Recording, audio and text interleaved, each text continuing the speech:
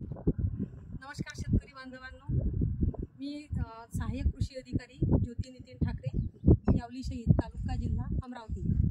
तर आपण आता पाहतो आहोत की यावली येथील माझे शेतकरी बांधव श्री शुभमभाऊ गुरे यांचं हे शेत आहे आणि या शेतामध्ये त्यांचं क्षेत्र 1.28 आर असून एका एकरामागे 1.28 आर मागे त्यांना आपण 3 खड्ड्यांचा लाभ देत आहोत, एका एकरामागे 1। तर महाराष्ट्र गांधी राष्ट्रीय ग्रामीण रोजगार हमी योजनेअंतर्गत जलतारा अंतर्गत आपण हे त्यांना शोष खड्डे दिलेले आहे। आता आपण पाहतो आहोत की हा खड्डा कसा करायचा, म्हणजे खड्ड्याची निवड कशी करायची। तर आपण पाहतो आहोत की हा शेताचा उतार आहे, हा पूर्ण या शेताचा उतार आहे आणि या शेताच्या उतारावर आपण इथं हा एका एकरामागे 1 खड्डा हा असा घेतलेला आहे।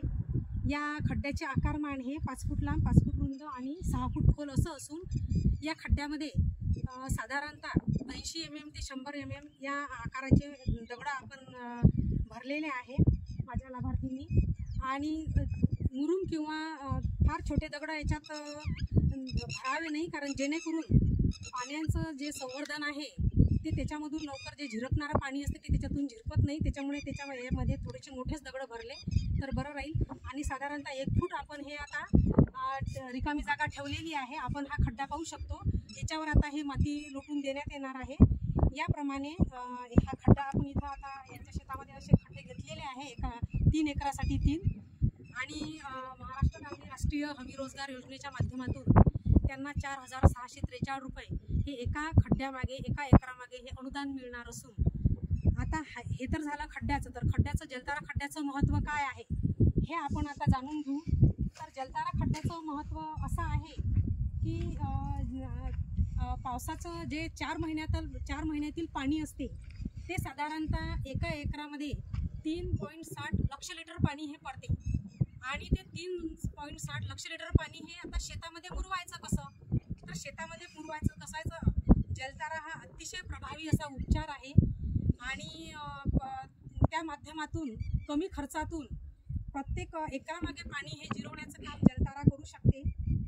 त्यासाठी हे खड्डे लाभार्थ्यांनी घेणे फार सोयीचे आहे।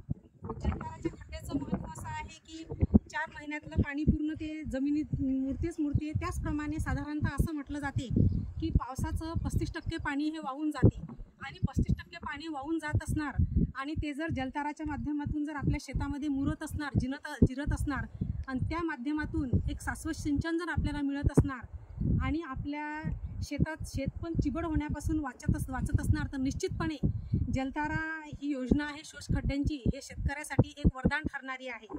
आता हे जलतारा खड्डे तर आपण इथं घेतलेले आहे, तर पुढे मग आता जलतारा खड्ड्यांच्या माध्यमातून आपलं जलसंवर्धनही होऊन राहिलं। त्याचप्रमाणे शेतातून जाणारी जे माती आहे त्याचंही एक प्रकारे संवर्धन होऊन राहिलं आणि आता तिथं जरी विहीर आहे तरी त्या विहिरीची पाण्याची पातळी निश्चितपणे या जलतारांच्या खड्ड्यांमुळे वाढणार आहे। तर आता भविष्यात मग पुढच्या वर्षी, यावर्षी तर आपण जलतारा घेतलेला आहे, तर येणाऱ्या वर्षी आपण हे जे खड्डे आहे या खड्ड्यांचं आपण स्वच्छता कशी करावी।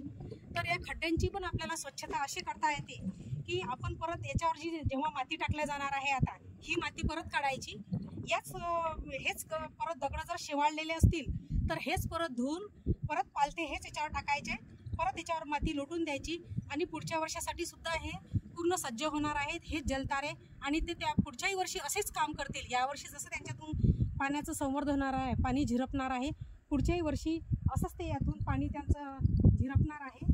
तर निश्चितपणे शेतकऱ्यांसाठी अतिशय वरदायी अशी ही योजना आहे आणि प्रत्येक शेतकऱ्यांनी या जलतारा शोष खड्ड्यांचा लाभ घ्यावा आणि त्यांचं शेत चिबड होण्यापासून आणि शेतामध्ये पाणी मुरवण्यासाठी हे अतिशय प्रभावी असं उपचार आहे। तर जलतारा हा असा विषय आहे की जलताराची हमी प्रत्येक शेताला देईल आणि निश्चितपणे प्रत्येक शेतकऱ्याला याच्या माध्यमातून एक पाणी मिळू शकते, शेतामध्ये पाणी जिरू शकते।